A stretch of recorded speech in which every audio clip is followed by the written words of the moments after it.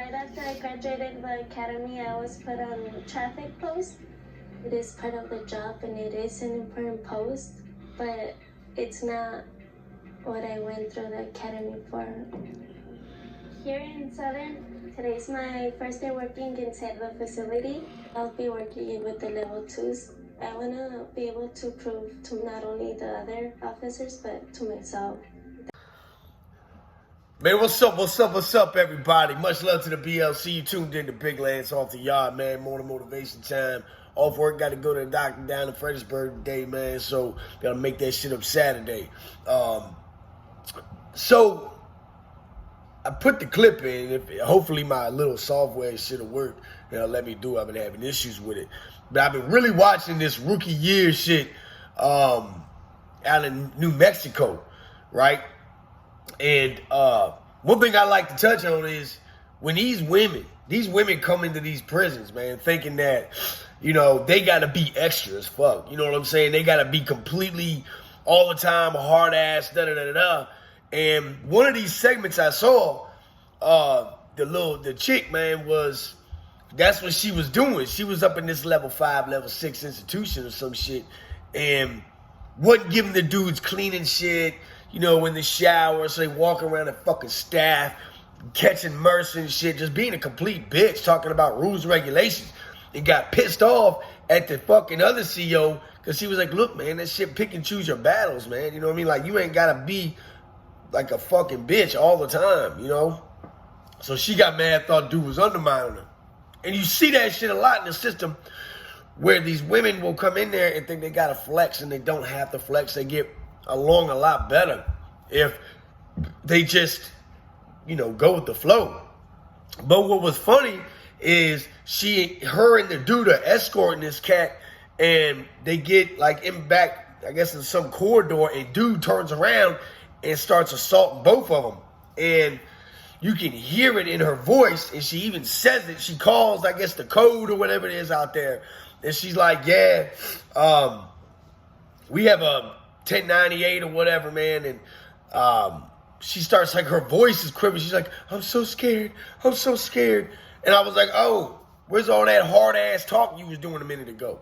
Where's all that, you the baddest bitch on the planet shit? And you see that shit a lot with these COs, man. They come in there, and they feel like they're untouchable because they got a little punk-ass badge. Or they don't realize how long it takes these other cops to get there. How long it takes for these fucking COs when you call that code. If me, like say I'm on the tier, and one of these little young punks comes in there with his fucking combat boots tucked, with his pants and his boots, his little vest. He's all decked out with a lot of them wear the leg strap with the big fucking extra OC spray and all that bullshit. Got their little military tattoos when they went through boot camp. So now they're fucking G.I. Joe. Weighing about 160 pounds soaking wet. Now at this time, I'm 260 plus. What are you really gonna do, bro, if I get a hold of you? Nothing. This ain't boxing. You don't have fucking... So I know people in the comments, well, you got knocked out on street beef. Yeah, fighting is not boxing. That's a whole different realm, man. So that's what they don't get. And then they get that little taste of reality when they go in there. And I've seen shit, and I was talking about it in my interview the other day, where these CEOs are just coming and trying to take shit from us. Take our toilet paper. Take extra hygiene. Take an extra t-shirt. Motherfucker, it's a t-shirt. You know what I'm saying? Oh, well, that's against regulations. Fuck it. I got 100 years. Boo! There's no way in hell you're going to survive that 2 minutes it takes for those other CEOs to get there. Because sometimes I've seen it take longer than that. And if you really set it off, if you set a whole pod off, do you know what their fucking protocol is? Their protocol, if, say, we take over the block and we have a CO hostage, their protocol is to not even open the doors. They can't open the doors. Think about that. So now you got this 20-year-old dude or this 20-year-old female by herself in a fucking, basically a big-ass cage, man. So You know, and I talk about this shit all the time, man. And fuck, you ain't got to walk around like Billy Badass, like you're the hardest motherfucker on the planet. You know what I'm saying? Sometimes politeness gets you a lot more further than acting like that, man. I mean, are there situations where you might got to flex a little bit? Yeah, man, of course there is. But at the end of the day, it doesn't kill you to be polite. You'd be surprised how respectful and polite we really are in the penitentiary. There's a lot of like, excuse me. There's a lot of my bad. There's a lot of thank yous. You know, be polite. Be nice. One thing I used to tell all the young cats, of the youngsters that would come on there, that would be like, yo, man, I've never been to prison. Can you tell me like what to do? And they just kind of look like a fucking lost cat that's like walking around, you know, or a lost puppy. And I would try to help them. I'd be like, listen, man, don't walk around here like, you know, because you would see it as the days would go by. They got a little more comfortable. And this dude who was quiet as a church mouse a week ago is now slapping the cards on the table, beating on the table, beating on the cells, beating on the doors. Once he gets familiar with the fact that, okay, I can live in here, people aren't slashing each other up, but don't get it fucked up. There are always going to be people that are looking for a reason to display a certain degree of violence. And then that's what they want to do. You know, that's how they do their time. I was at Sussex with this old head, had been locked up for like 30 years. He's like in his 60s. And all he would do, they kept him on lockdown all the time. All he would do is work out, handstand push-ups. This dude would do jump handstand push-ups, 60-some years old, man. This older black dude, man, he was strong as fuck. And the COs hated it because every time they let him out, he's fucking one of them up. He told me one time, he was like, you know why I catch street cases? He was like, that's like a field trip to me. He said, I'm never going home. So he's like, what I do is I fuck one of these guards up, and they'll take me to street court. I get to see the world. He was like, I don't care about being on. He's like, I don't want to run my level down, so I go to these little fuckboy ass police PC camps, these level 2s and shit. He's like, I don't want us to go down there in them dorms. He's like, I got a life sentence. I don't want to live in a dorm. Dorms are fucking whack. Dorms are fucking whack, man. Anybody that tells you, oh man, we was in the dorm and we was fucking that full of shit. They weren't doing none of that. Not in Virginia anyway. Don't misconstrue that with, you know, out west and all that shit or anywhere else. I'm talking about in Virginia. You know, I watch that after prison show with that dude Joe Guerrero, whatever his name is, man. That dude's so full of fucking shit. He was talking about, and he's from Virginia. You know, in all respect, dude, man, like you pioneered a lot of this shit, dog. But you know damn well that when you were talking about going from a road camp to a level 2, and you were like, oh man, there was gang members walking. I was like, come on, bro. I've been to level 2, man. That shit is goddamn, it's soft. It's not like he's saying it is. I hate when people do that shit, man. You know what I mean? When we beat that dude up at Haynesville, when he was on the softball field, that story I told, man, that was like the biggest thing to happen that whole year at that place. That was like the talk of that place forever. And you'll see people in my comments that were there for that, and they still talk about it. But when you go up in them other levels, that's a daily occurrence. So, you know, when these COs come on the yard, it's just, you know, the COs are no different than the inmates. The COs come in there looking like deer in headlights, and they're just walking around like, oh man, you know, they got the kind of, in a week or two, they're kicking the bobo, they jiving with us, man. But what they don't understand is the whole time you think these dudes are your friend, they're not. They're trying to pick you apart. They're trying to see, you know, 48 Laws of Power, man. We study that book, and we live by it. A lot of us did. You know, play a sucker to catch a sucker.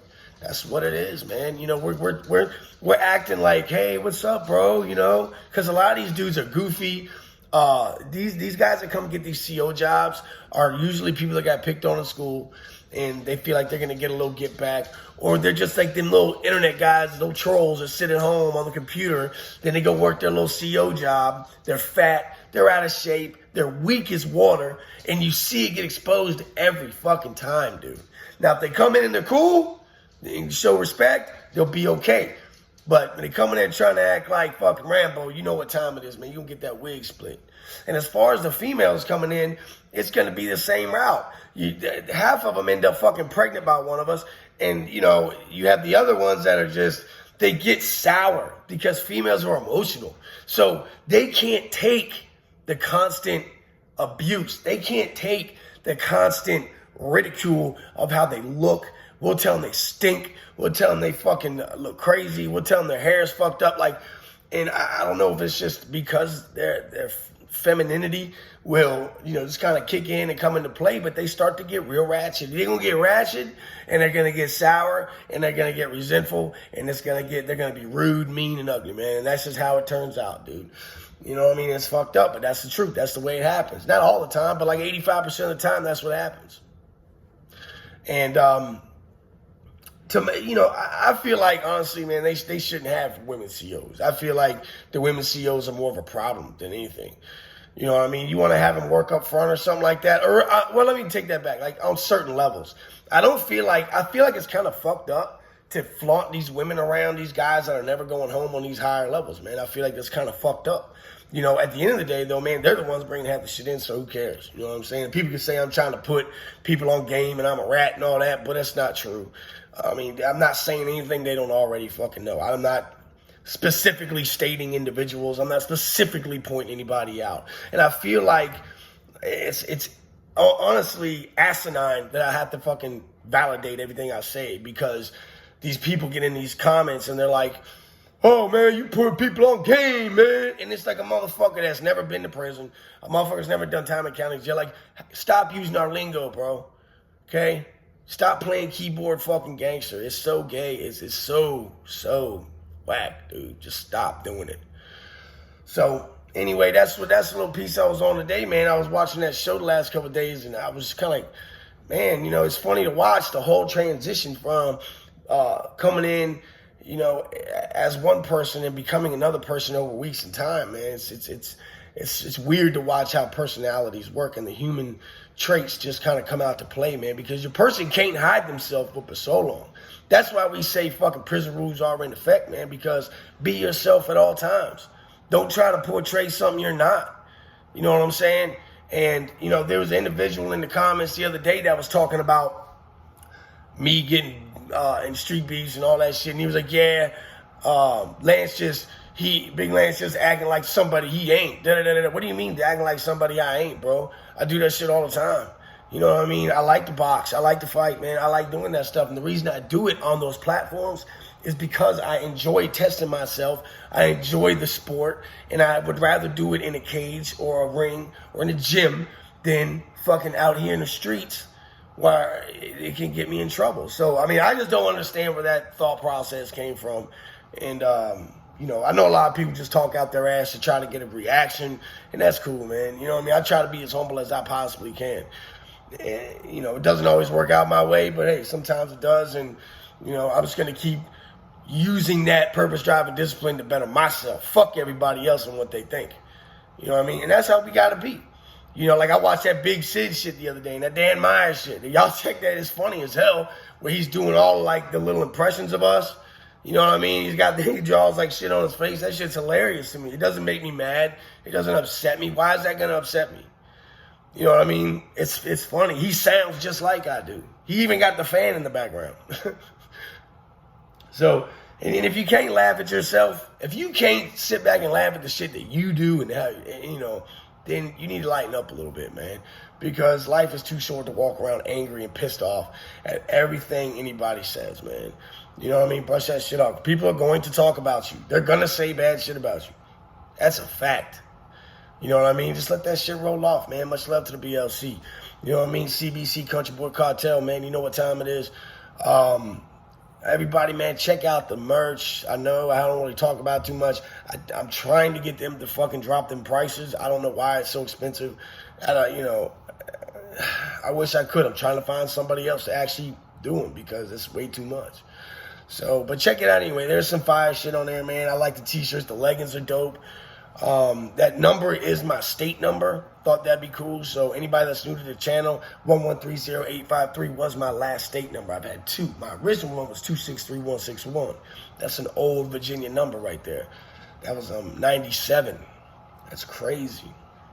So everybody have a good day, man. I'll let you know how the doctor visit goes. Got to go back in there for the sign and stuff. I went to the patient first shit yesterday because it started acting up again, and it's like in my chest, and you can hear it in my throat.